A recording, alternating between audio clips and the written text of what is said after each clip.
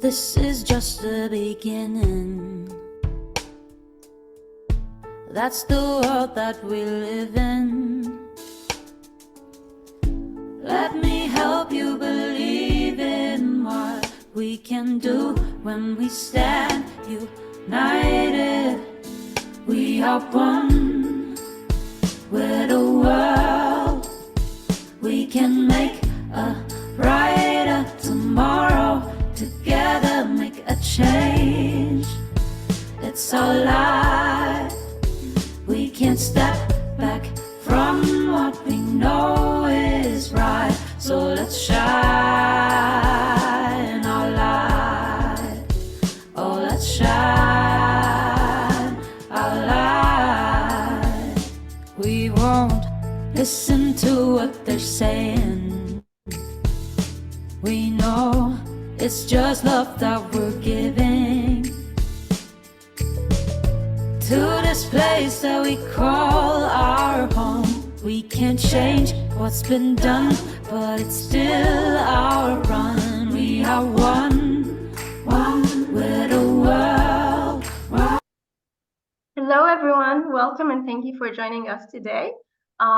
Today's session will focus on how social entrepreneurs can change how the world deals with disasters, with a focus on improving agricultural methods. Today we have so many amazing panelists. Well, before I pass it over to Alan to kick us off, I would like to share a short video to welcome you to the Catalyzing Change Week.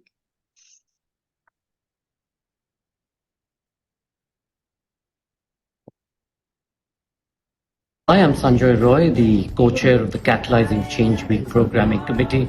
Welcome to Catalyzing Change Week 2024. This is where we'll not just have conversations, but we'll actually see change. We'll see change makers, innovators within the social space. You'll meet government folks and funders. You'll see people who've done excellent good practice that we can learn from. And most importantly, it'll be a place to network, learn, and exchange ideas.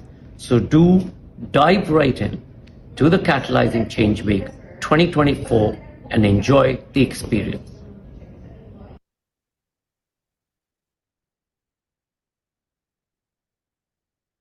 Okay, just a few housekeeping rules before I pass it over.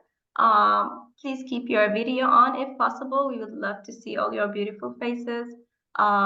Rename yourself, show your name and your organization, and please feel free also to introduce yourself in the chat. Please raise your hand and unmute when you speak. And if you have any technical question, please reach out to me. And the most important thing, enjoy the session. Over to you, Alan. Thank you, Lana. Hello, everybody. My name's Alan Braithwaite. I'm the co-chair of the Disasters Group at Catalyst 2030. Through this session, firstly, I've been trying to engage a wider audience in the work of Catalyst, but secondly, also to point to the really critical opportunity for social enterprise to play a role in disaster management going forward. So that's my personal goal. I'm speaking to you not from home, but from the south of France, and I'm still worried that one of our contributors hasn't arrived, but we'll play it by ear as we go along. So if I can see the agenda, please, Lana, as the next slide, that'd be great. So wherever I go, I talk about Catalyst, and for many, it's still a discovery, although those that have been around it for a while are very familiar with it. It's a social entrepreneur and innovator-led movement. It's got global coverage, well over 4,000, I think it's 5,000 members now. And the whole focus is on achieving the SDGs, responding to the call for action for people and planet, and about collaboration and creating connections across borders. And the hope is that Catalyst can basically implement bold, new, sustainable solutions. So that's Catalyst in a nutshell for those that have picked up on the social media feed. And these are some stats from an organization called CRED, which is the Center for Epidemiology for Disasters, and it shows where the disasters struck by continent, and you can see obviously that Africa, Asia, and the Americas are the key places that experience large numbers of disasters. And then the next slide shows the breakdown of the type of disasters that the world has experienced. And these stats go back, I've tracked them for a good old length of time, and there were 387 recorded disasters by this institute. That was up from 370 as an average for 2002 to 2021. Disasters are increasing, and again, you can see the big ones: flood, storm, but earthquake, and then significant drought is another major factor, and wildfires. So we're all experiencing that. And the next slide, please, Lana. If you link that to the Sustainable Development Goals, and those of you that know me know that I've got an academic bent somewhere buried inside me, you find that all of these link together, and that the SDGs aren't a uniform set of concepts. They are both inputs and outputs. So the root causes are very much built around climate, and that in turn is driving poverty, hunger, a whole range of life on Earth, life on land. And then there are various prevention and enablers, and it hooks together as a really, really complex system, and which is difficult to define, and the outcomes are not clear. So social enterprise, insofar as it touches all of the SDGs, and certainly that's the case in Catalyst, has a role to play, both in terms of fixing the root causes, but also then dealing with the consequences and outcomes. And that's very much how we've thought about disasters in the disasters group. So the next slide. We've been guided very strongly by the Goonj Alliance for Rapid Response and Disasters. And in fact, Goonj is how I was introduced to Catalyst. Goonj is a founding member of Catalyst. It's a very, very significant organization in India, and it's created through its own work in disaster response, and we're going to hear from Anshu Gupta shortly, a little bit of a vignette about some of the work that they do. But he basically conceives of a collaborative network of stakeholders, collective focus through those on the disasters, treating collaboration as a process, and most important, or very significant, pre-commitment of resources for disaster contingency. And it's this concept that we've picked up, and we're now trying to expand across the world. It's proving a tough journey, but it clearly works so well in India that we're keen to try and replicate that. The next slide, please. The group has coined the term "making local central." The big idea being that local actors can actually have a significant impact on both mitigation, but then the outcomes, and positioning social entrepreneurs as a key resource in that improved disaster response. So better mitigation, more focused and accurate response, more relevant recovery, and probably in the context of the world economics, better value for money as well. I think that concludes my opening remarks. So we have 3 speakers, and I'm not sure if Isifu has turned up yet. So I pray to goodness he has. He has a wonderful story. So I'm going to ask Joe Marley from Avail first to talk to your experience, Joe, of disasters in that context, and then we'll ask Anshu similarly to do the same, just for 5 or 6 minutes. Your personal experience, how the people experienced that, what worked, what didn't work. So over to you, Joe. It's lovely to see you. Thank you, Alan. Greetings, everyone. I'd love to share. I would love to share about the experiences that that happened in the of disaster and what solutions have. Just to be sure, before I continue, am I audible enough to everyone? You're getting a little bit of breakup, but keep going. All right, I pray everything is okay. The major disasters that happen in my country, I would call them extreme iterations due to weather. Either you get too much rainfall, which results to floods, and sometimes to extremes, especially in the eastern part of the country, we get landslides. That has been in the last 2 years. They've been common in the eastern part of the country, alongside the foots of Mountain Elgon, in the areas of Budoda. That has been one of the extreme sides of it. And when you come down to the foot, we get also a lot of floods, which is not only in Uganda, but if you look even in our neighboring countries in Kenya, which is very extreme, and it has caused a lot of disaster in terms of food security.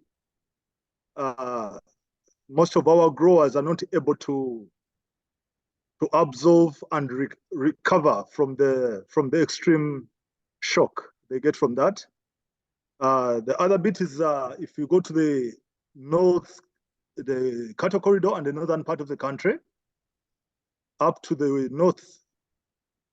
northeast is the western region. We also get extreme dry conditions, which are really prolonged than the normal. So also with those, it affects a lot of seasonalities. We have 2 main growing seasons, and up to 80% of the population is still, let me use the word, rain-fed agriculture. So they can no longer stipulate the normal growing seasons because of these extreme iterations. So unless there has been strategic and deliberate solutions to this, I think the effects are going to go on, and we shall be repeating the same. But so far, what has been done, we've tried to, as a Avail group, we are working with different partners who are looking at mainly climate smart and sustainable farming solutions. So what we are doing already, we've set up what we call centers of excellence. So far we have 3 of them which are functional. One of them is in the central part of the country. That is 10 kilometers north of Kampala. And that is our first demonstration site, where we mainly show the integrated sustainable approach model to growers. And what does that involve exactly? We focus at growing or engaging our land sustainably, where we do vegetable production, but in a sustainable way, where we focus at also looking at other part of the farm that would guarantee that the farm can create what we call a microclimate around it, in that when someone gets an extreme shock, they are able to stay functional in production. So those who will get a chance to look at some of these sites in the link I will share with Alan, you are able to look at a productive farm, which is looking at short-term sustainability, but with also mid-term fruit production, but also long-term, looking at tropical microclimates, where we are planting trees and commercial bamboo in a way to combat this. This has been functional, and we have got some success with it so far. And our model has been replicated to the other regions. And where we've done it, we are also engaging the communities to try to replicate and do the same. That is the little I can share about the story of Avela and what we are trying to do with the other partners. And I'm very happy and pleased to be part of the Catalyst 2030 movement. And I'm looking forward to share what we do and also share it with others. Thank you so much. And Joe, thank you so much. Really appreciate that insight. And one of the important messages I picked up that is a theme for Catalyst is collaboration. I've spotted that Isifu is online, so it's great to have you here, Isifu. I'm sorry if there was a tense moment on getting links to you and stuff like that. Can we ask you to speak now and tell us your experience? I think you were going to talk particularly about drought. And then we'll ask Anshu after that. I can hear you, Isifu. It's great. Isn't that amazing communication? Ghana to the south of France. Thank you, Alan. Can you hear me? We can hear you, can't see you. Thank you. Thank you. Got you. Okay, my name is Isifu Sulemana. I'm in northern Ghana, Wale Wale precisely. And I'm a farmer and an environmentalist, and I'm a social entrepreneur. And what we do basically is to help farmers to see how they can manage some of these situations here, especially those relating to climate change induced ones, flood and then drought. Now I'm going to speak on my experience on drought here. To be quite honest with you, I've seen Charles here. I know him very well, but probably he's located in the southern part, so probably he might have a different experience. Drought is very terrible here in northern Ghana. We have 5 northern regions, and where I am is almost where I call the most severe point of experience that if you are there, you really talk about it. We have one of the longest. We have only one rainy season. You miss it, you miss everything well. We are the most those who are most food insecure. So this year, I would say that the drought was very unprecedented. Unprecedented in the sense that it came with a lot of issues. We've never seen it before. Drought is not new to us. We have been in it, we've worked around it, we've been putting things in place to make sure that, but this year was extreme and very unprecedented. It came with a lot of effects. I'll start by telling you that this year, why am I saying it's unprecedented? It was the longest we have ever seen because it spanned almost 7 to 8 months. That is one. Number two, it came with a very severe heat that we've never seen before. It coincided with the Ramadan where most of us are Muslims. We tried, and then we have to even break our fast because we couldn't contain the heat. The first time we counted not less than 50 deaths in a small community like where I am in Walwale during the period. It has never happened before. And this was the first time we have to stop halfway and say, no, enough is enough, we cannot continue our fasting. And that tells you the severity of the drought that we're seeing or the heat. And then when you come to the food sector, clearly it impacted so much on our food security in the sense that, in fact, certain crops that we used to do during this period would no longer withstand because the heat was so excessive and they needed more water than we could supply. Livestock, which otherwise was one of the areas that we could rely on so much because this is a time that we could shift and then put our attention as one of the coping strategies. All the livestock were dying, they were emaciating, they could not get even leaves to eat. There was serious competition between the few livestock, the human beings, and also the few pests and animals that we could have in the area. So now, what should we do? The ultimate destiny is that so many people started running to the down south where they could seek refuge and become slaves, even in down south, working in all the big cities and those things. Others who didn't want to migrate will have to migrate to areas where there's water bodies, little water bodies that they could use. But of course, you have to go as distant as you can, because the major rivers were those who could be very resilient, could have little water. But the minor ones have all dried up, and therefore you have to continue going further and further before you can get some water sources to be able to rely, whether to feed your livestock or to do small farming. Now, when you get there too, there's also land tenure issues, because all of you have run to a point where you need to be computing for the small space that would give some kind of support to agriculture. And that is also where it is. And there's also a gender component of it. Women, of course, are relegated to the far background, because who is going to mind them? Who is going to listen to them? So the stronger you are, the more you can get a space, but the weaker you are, the more you will not get a space. So all these dynamics were what was impacting so much on us when it comes to drought. Now, it even resulted at a point in time where there's even conflict, because the small spaces where we are competing with farmers, livestock owners, and the nomadics. And therefore, you either sleep there, or you have to make sure that you fight to drive away other competitors who probably will not even also give up. The final one is that we are close to the borders of Burkina Faso and Togo, where we are all aware there are insurgents who are now catching up with us from Burkina borders and those things. So when all these combined factors are put together, what it means is that it creates a fertile grounds where we can easily, these young boys and girls like us can easily become what? A prey to some of these insurgents. Because with little money, we will agree to do what you want us to do. So all these combined factors put what we call atmospheric insecurity of the place. Now, what do we do as SEAL? We as SEALs begin to look at a different model where we can probably help few people who have agreed to stay to see how they can adapt and increase their way of living.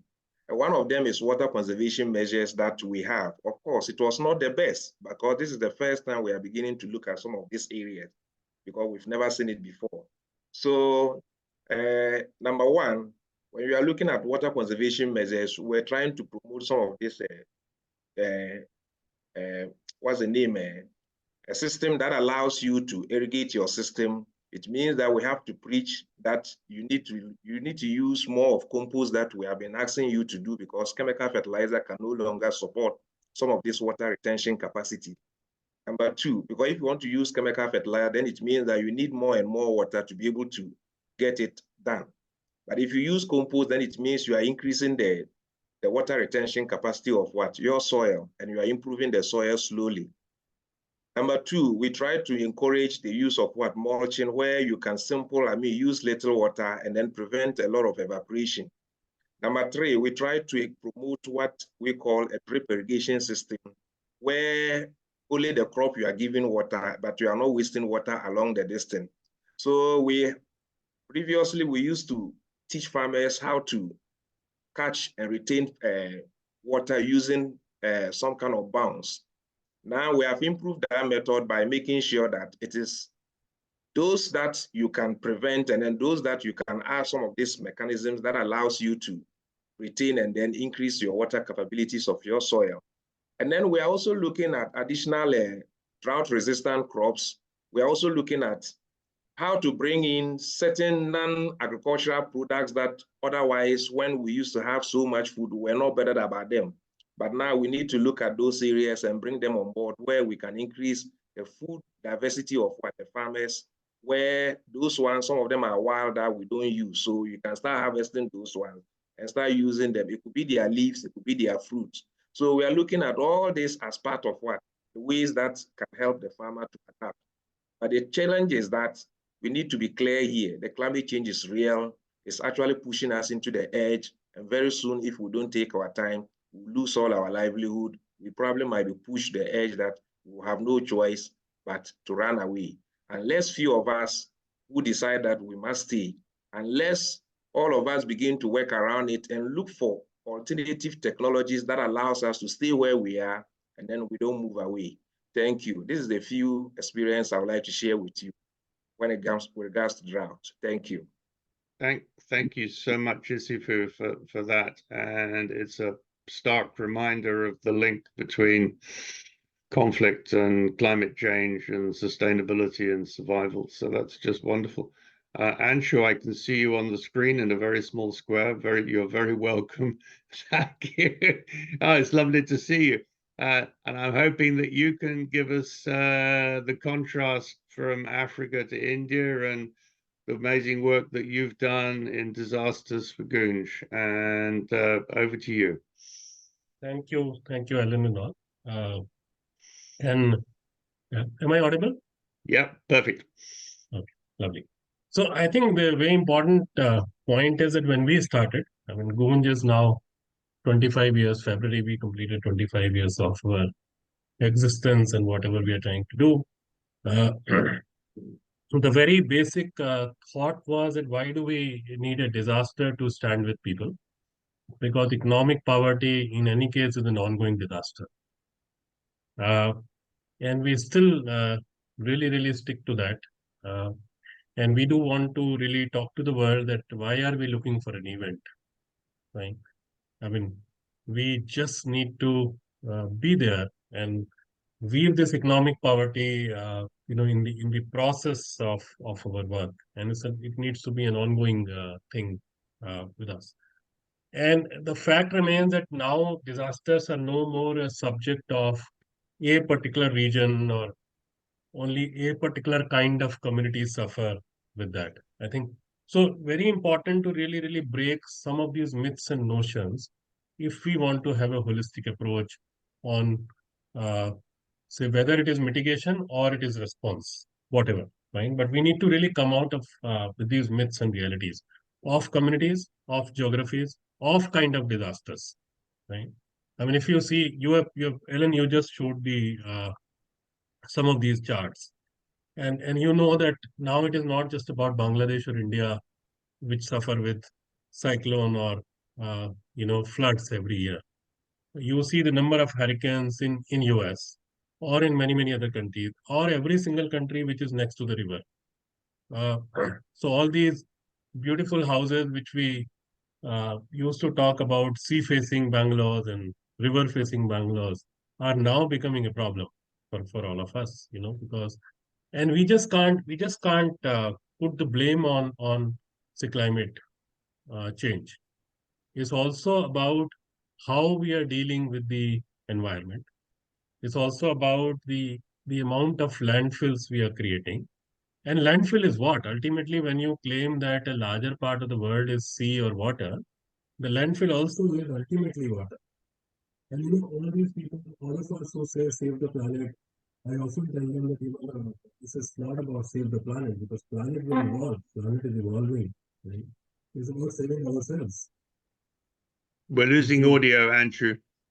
We're No, I'm losing. saying That's okay, is better. it You better now? were a little bit away. Sorry. That's great. Yeah. Carry on. No, I'm saying that all of us are worried about planet. We all keep talking about save the planet, and the whole debate is planet evolves. Planet somehow survives. It is the people who use this planet are in a trouble, and by their own acts. Right. So this is, I think, the important thing or the base of thinking about disasters. Right. Also, like in our work in the last more than 2 decades now, we understood that how dignity is the most important aspect in tackling disaster. Right. Because a disaster in any case takes away dignity of people. And as often you must have heard, this saying that relief is a much bigger disaster than the actual disaster. But how do you really treat people in that? Are we prepared for that? Are we talking about the material poverty while dealing with disaster? Can people become a stakeholder in the recovery of disaster, or just we treat them as recipient of some aid? I think these are some fundamental questions. Based on that, what we have done in the last 2 decades plus is that a lot of mitigation in terms of how do you revive the traditional water bodies? How do you really work more on creating and reviving mangroves than creating a wall to save yourself from a cyclone uh, or a tsunami? So all those traditional things which were saving us earlier from the disasters, right? how do we make sure that we work more and more on those? Because maybe a lot of new techniques failed, but the traditional techniques which were there for last hundreds of years are still relevant. Right? Our model, we work on this huge amount of material poverty, where we collect the second-hand or underutilized or unused material from the cities, from individuals to retail chains to corporates, and we create a complete ecosystem and a logistics chain all across the country as of now. And now we are moving to other countries also, with the model, where you have the understanding of the community, you have the understanding of logistics, you have the understanding of what people need. So it's a work around material. And then when a disaster happens, you know what exactly is needed, what area, because the biggest problem in the disaster is with the donation approach is we give what we have, we don't give what people need. Right?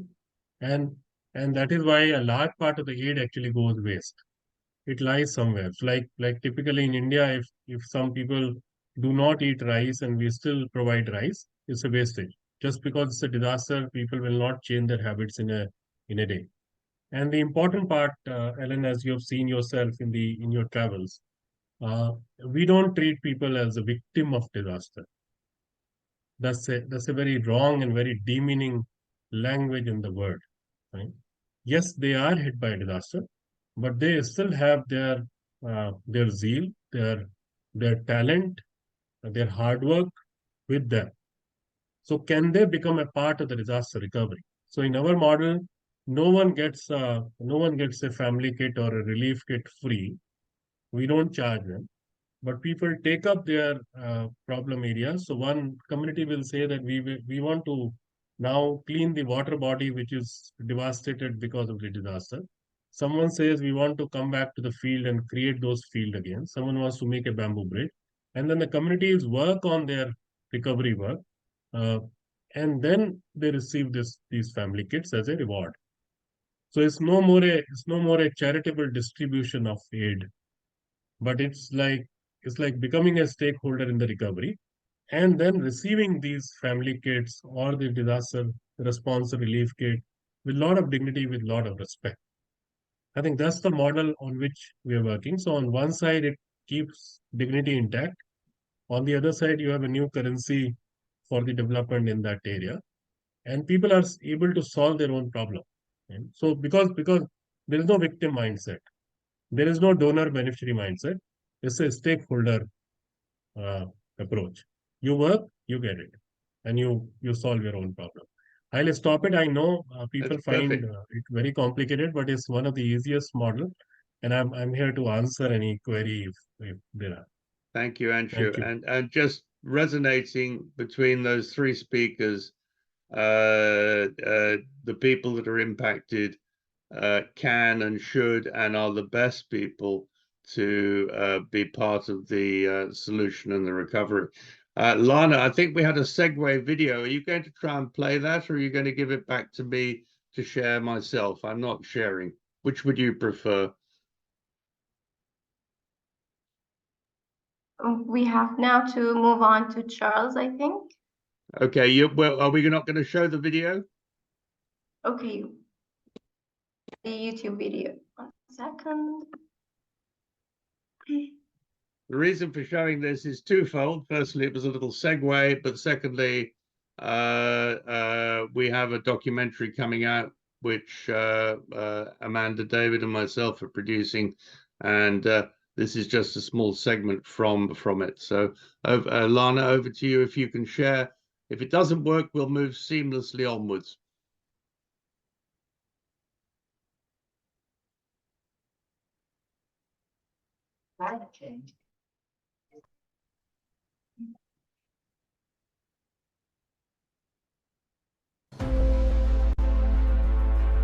Climate change is a reality. Floods and storms are on the increase across the globe. But it's where people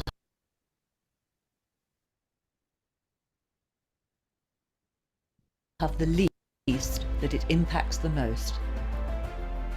Food security is vital for a sustainable community, and experts Local knowledge needs to be exploited to ensure we mitigate the impact, and huge gains are being achieved where this knowledge is applied. Here in Orissa, India, the building of dams with the support of goonj has meant the community can have 2 crops a year instead of just 1. In northern Ghana, partnering with SEAL, women have been able to share their resourceful use of local plants with a wider community. And in Uganda, Avail is working with people to help them reuse water to achieve healthy and productive soil. These are just a few examples of creating food security. Social innovators and entrepreneurs provide the vital link to enable communities to become strong and resilient in the face of climate change.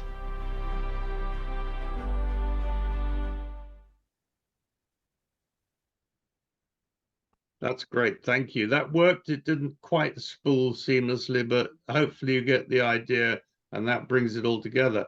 Charles, it's over to you now for your thoughts, because you work at the structural and policy level, and you will have the big overview. How do we get these ideas more deeply embedded? Over to you, Charles. Thank you so much, Alan, and I'm really happy to be here. It was really great listening to our colleagues from India, from Uganda, and my very good friend from Ghana. I think one of the things that's very clear is that we have a serious crisis. I mean, this has been mentioned several times.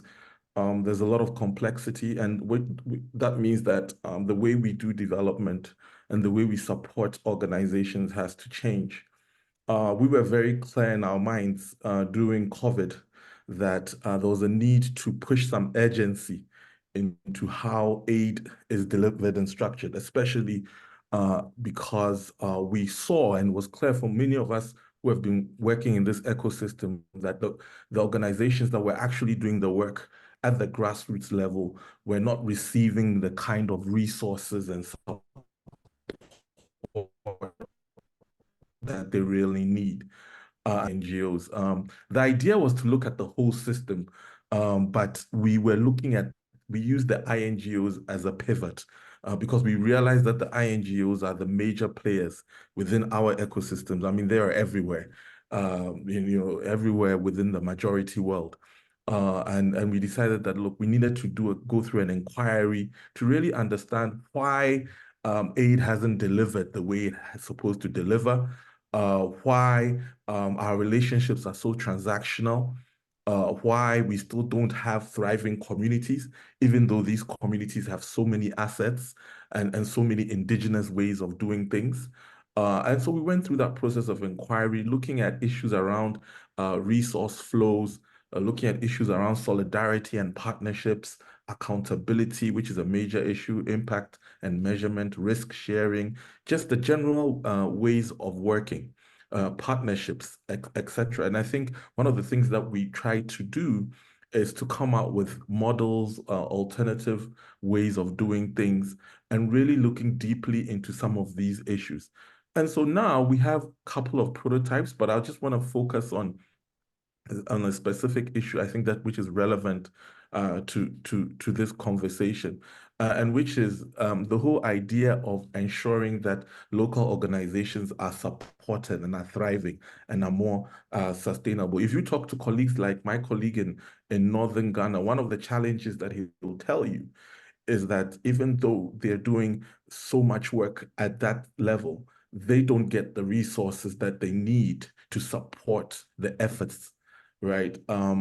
He will also tell you that it's so challenging in terms of investing in the vehicles that do that work. And the vehicles are the grassroots organizations.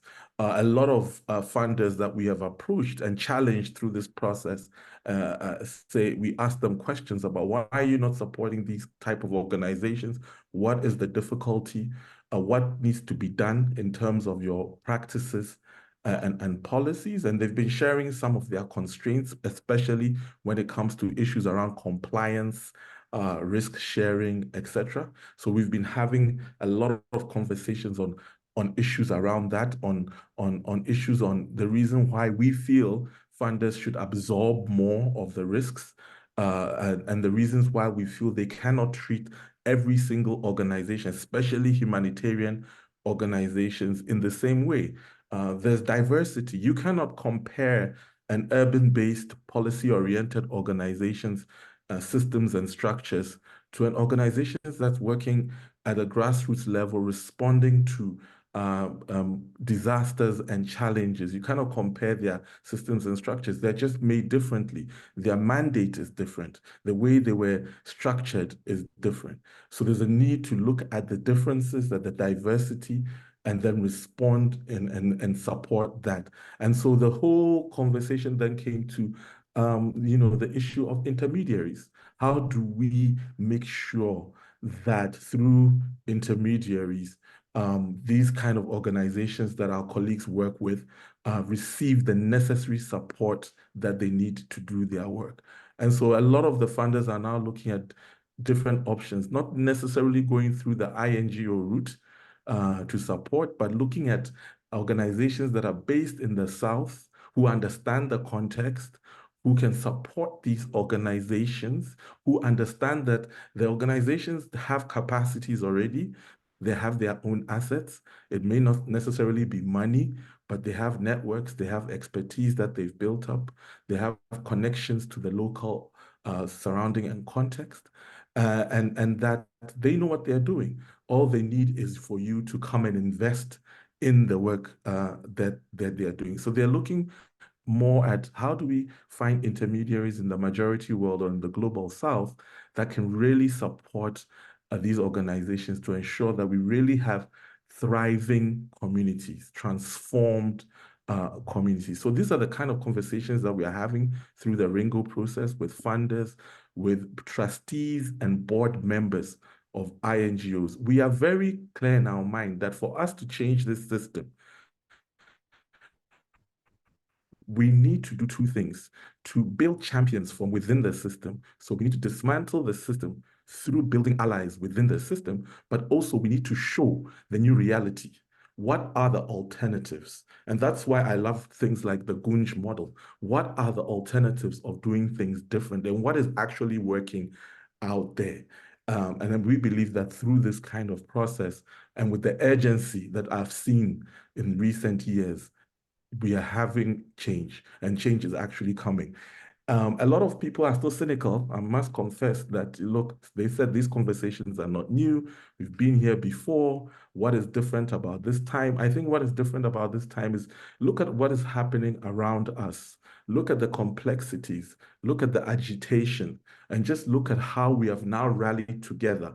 It was very rare 10 years ago, or even 5 years ago, to see solidarity across sectors. What do we see now? We see that those who work in the environment, those who work in the humanitarian space, and those who work on social justice are now working together, being invited onto platforms. We are sharing ideas. We realize that we can't work in silos and achieve much. So things are actually changing, but there's a lot more work for all of us to do, especially from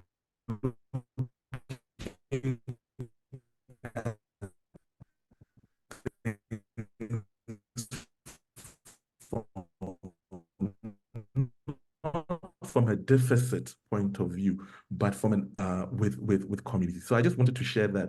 I just want to say that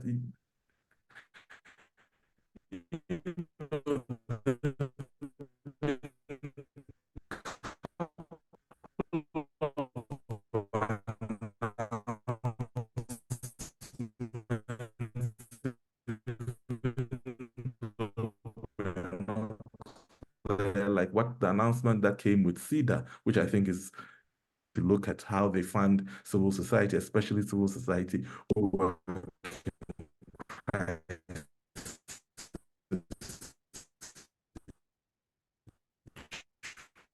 You're breaking up, Charles.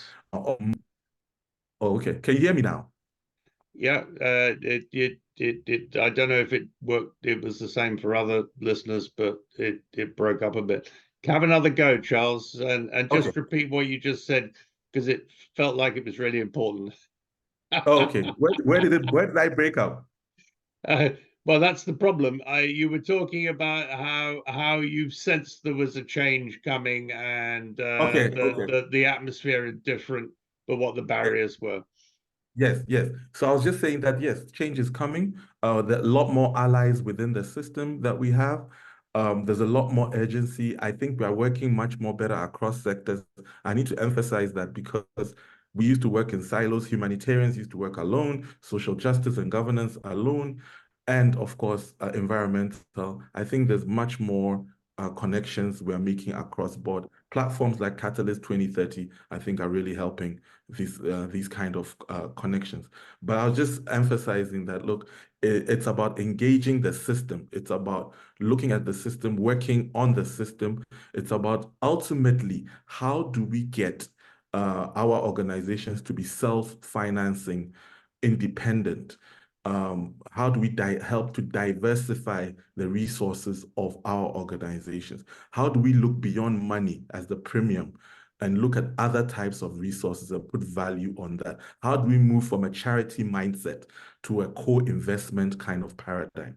These are the challenges, I think, of our time. And these are the kind of things I think we should be focusing on the policy and practice level. So thank you so much, Alan and colleagues. Well, and thank you, Charles. And just picking up on that, there is this huge shift, and this is something that I learned personally from Anshu, that actually moving away from the concept of charity to moving away to thinking about capacity and investing in capacity, and listening to Anshu, Joe, and Isifu, you can see that there are great people out there doing amazing things on the ground. And actually, if we could strengthen that capacity further, then the world would be a lot better place. I think, Lana, I can't see you now. I've lost you, but I'm sure you're there. And I know you're struggling with the flu. So everybody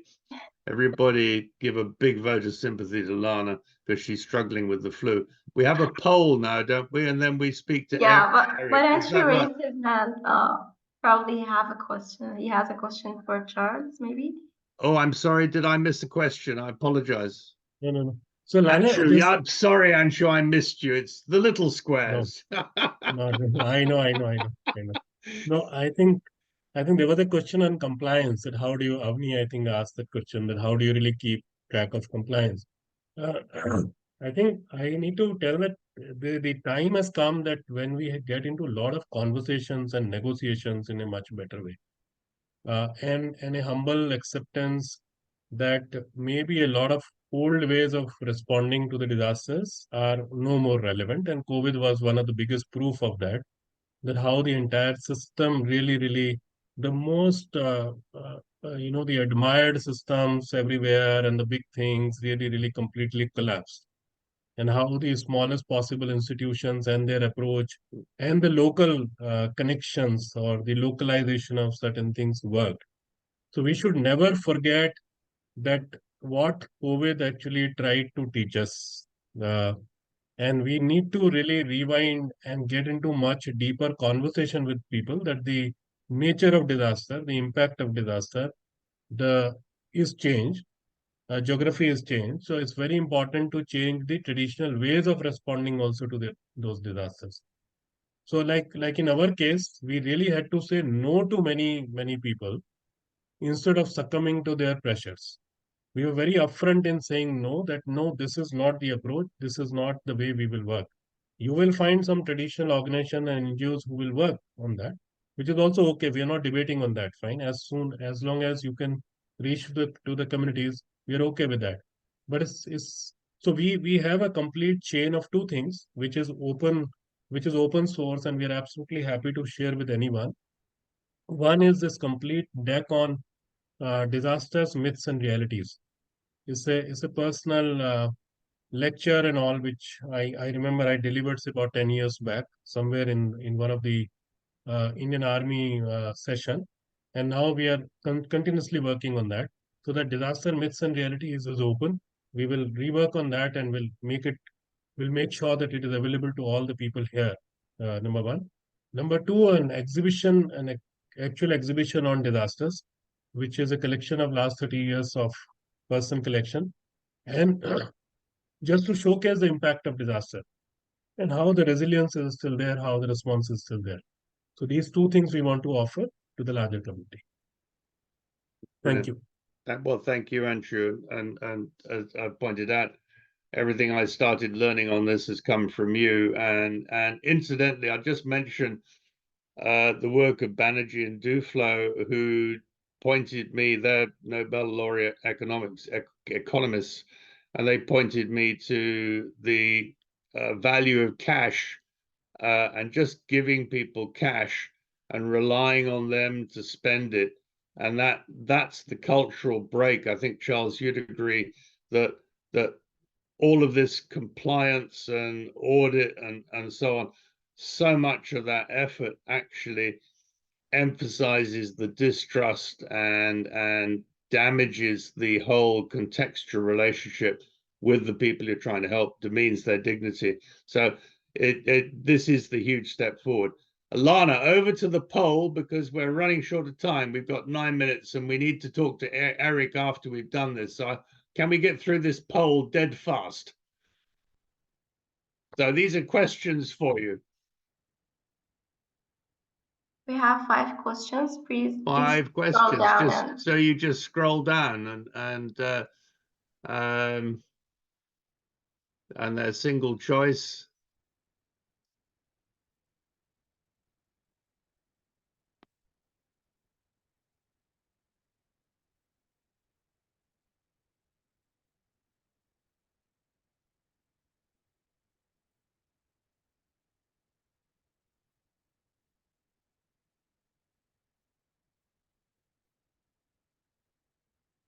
Be interesting to see how people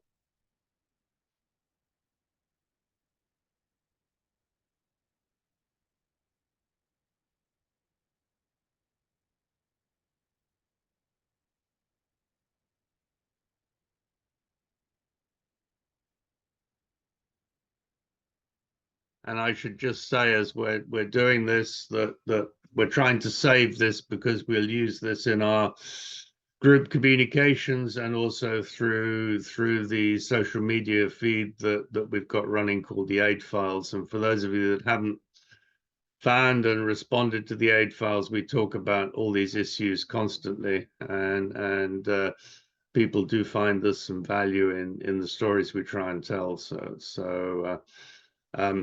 And while should we carry on with Eric and then you can replay the results, Lana? Would that be the best way to do it? Is that in the too difficult bracket, or sorry, maybe we haven't rehearsed this? Give them a few minutes. We have 9 out of 26 who responded, so just give them a few minutes to fill it. A couple of minutes, and Eric, you get ready to talk to your slides. I found Eric. I'll introduce him while I'm talking, so you can't see him on screen. I know he's there because I spotted his name. Eric Curry is in Nairobi and does the most wonderful illustrations of meetings and so on. He joined one of our meetings and did this amazing piece of artwork. So he's created a little disaster response graphic, which we've then animated to try and illustrate the process that we've been hearing about, particularly from Isifu and Joe. I'm hoping that we again can use this as part of our comms just to spread the word, because I think we are getting noticed. As the same way as Charles has said, we're getting noticed. I think we're getting noticed by people, and not just within Catalyst, but trying to expand our reach outside the Catalyst network. So you know, some of the groups on disasters and aid and development on LinkedIn, for example, have thousands and thousands of members. So we're trying to speak to that and introduce the idea of Catalyst as well. So how are we doing, Lana? 14 people responded. Shall I share my screen so that Eric can present and then we can show? Yeah. We'll take the results afterwards. Is that okay? Eric, are you there? Hopefully you're there. Yes, I'm here, Alan. Lovely to hear your voice, and thank you for joining, and thank you for your work on this. And hopefully, have you got the animation there, Lana, or not? This was going to animate, wasn't it? Through PowerPoint. If you unshare it, would you allow me to share my screen and I can do it for Eric? Sorry, this is a technical snagette here.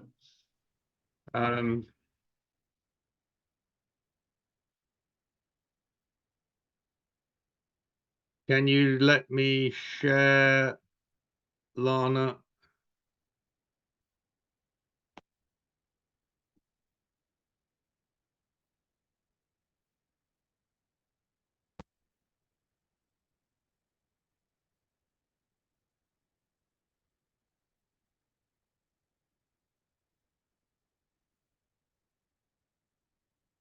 Says I'm screen sharing. Eric, over to you to tell the narrative, and I'm going to hopefully over to you, Eric. How did you see this challenge? When I got the document that you shared, Ali, with the type, with the text and the vision that you had for this particular illustration, the thinking, the visual aspect that came to mind was how can I visually represent what is actually going wrong, happening in our world today? And this illustration came to mind is whereby we have a thermometer, and then at the very bottom where the mercury is, that's where our earth is, that's where we live. Then the red is showing up. The red is usually used to signify danger, bad things, and the type of climate change that's happening in our world today is going up to very extreme levels, whereby we have natural disasters. They're increasing daily in frequency.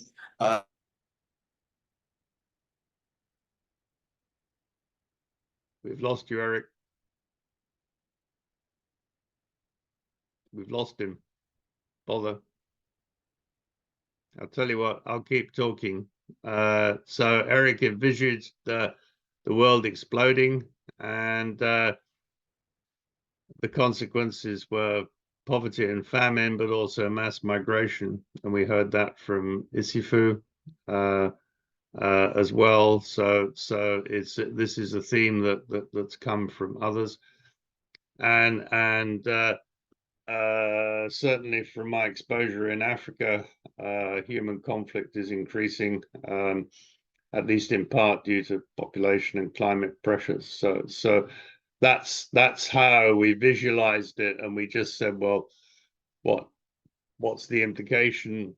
And Eric drew this extraordinary diagram or picture of scorched earth, and kind of just resonated. So how do we deal with it?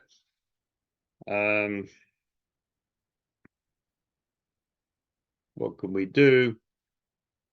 Well, we can collaborate to help improve pastoral and agri methods, and on the other side to some lovely illustrations which are redolent of the African landscape. So that's how we saw it, and the key for me was that it's about collaboration and new, more sustainable ways of working.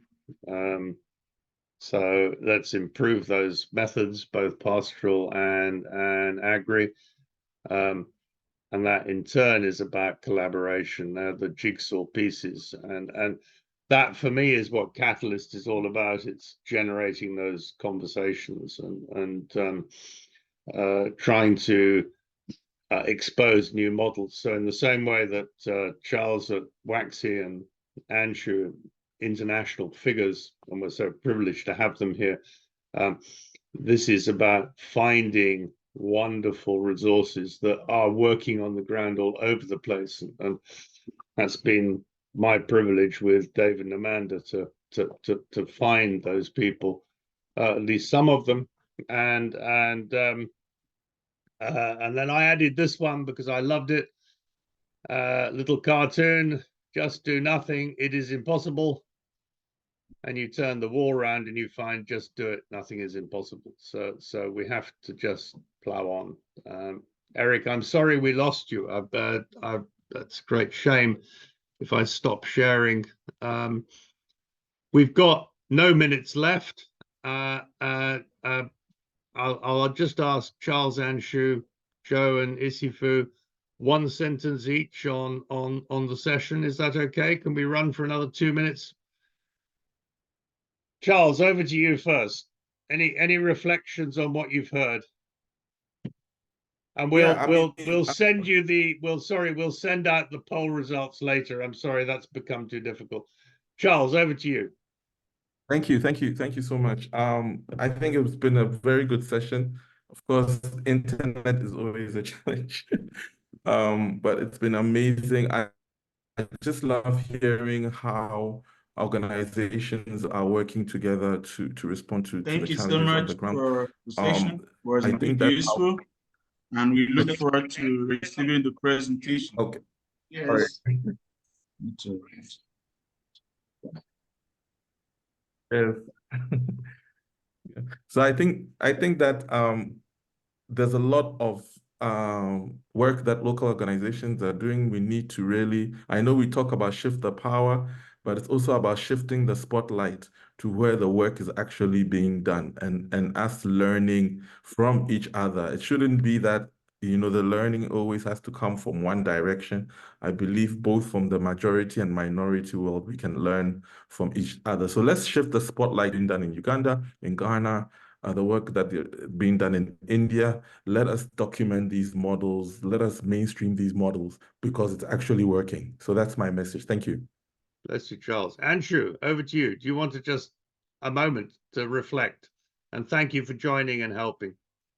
Thank you. No, I think I've already said enough. My whole thing is about narrative, right? I think that's the key word, that how do we really change the entire narrative around this this big thing called disaster, right? And it can't be climate disaster. Now you see the amount of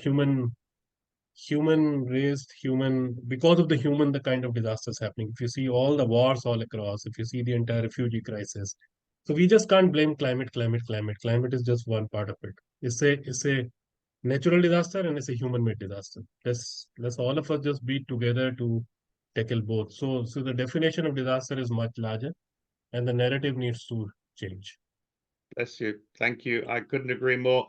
Joe, do you want to add a last word? And then Isifu, Joe, over to you. You're on mute. Thank you, Alan. And thank you, comrades. It's really great being part of this movement. It's very, very interesting for me to see the efforts in collaborations when a diverse of such a big team is putting efforts to what is real around us. All the time we be talking about climate action, we're talking about now disasters and everything. But the fact that we are talking real action, and in terms of collaborations, I think we are on the real go. And I'm pleased being part of the movement, being part of this positive synergy. And I strongly believe we have a good task ahead of us. Thank you so much, Alan.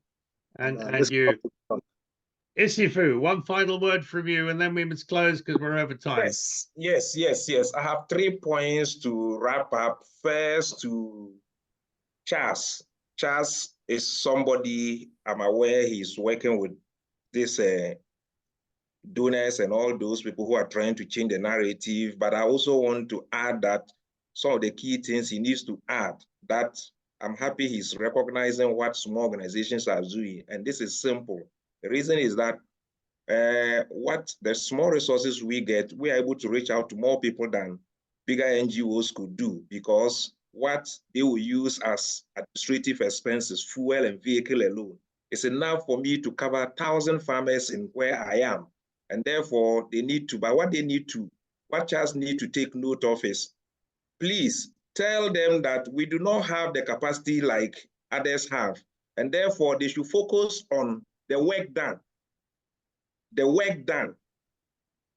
It is what people or international NGO that wants to deal with local organizations should look at, instead of forcing them to be sitting down the whole day, giving accounting and writing documents and documents and documents and documents, when actual fact, documents does not actually play any role in the work on the ground. That is what I want to advise Charles, and then he should be able to look at that one and hammer that very well on our behalf. That yes, we don't have money to hire chartered accountants who can come and sit down and be doing accounting and those things for us, because we are farmers. We are always in the field. You return and you are very tired. You are unable to sit down and be doing documentation and documentation. So Charles should look at that. Number two, Charles, as somebody who is engaging with these people, should be able to recommend some people on the ground that, yes, I'm aware of this group here, I'm aware of this group here, I'm aware of this group here. And therefore, I recommend them for you. That's number two. Number three, Europe, America should understand that disasters are hitting us so hard, and if they don't do enough, eventually we all migrate to their countries and we're coming to add pressure to them. So they should increase their support, and when they are increasing their support, they should focus on the communities on the ground. And then even if they have technologies and those things, they should collaborate with us and transfer those technologies to us, because we are able to do it better. We live with it, we experience the problem, and we will remain there forever. And therefore, if you move from your country and you come and do it direct, you are wasting your energy and time, because when your time finishes and you go back, nobody will be able to sustain that. These are the few things I want to add and advise. Thank you. Perfect, Isifu. Lana is saying that she can share quickly the results, and then we really must finish. So question one, who's the most effective resource? And local civil society and NGOs are the key resource there that people most recognize. So next one, Lana. Scroll down. It's gone down. Yeah, I think you will be able to see them all. We'll share it to participants, and we'll get it up on social media when we get it back. I'm going to close the session. Lana, I do hope you feel better soon, and thank you for all your help in making this a good session. Bless you all. Thank you very much. Bye-bye. Thank you all for joining. Bye.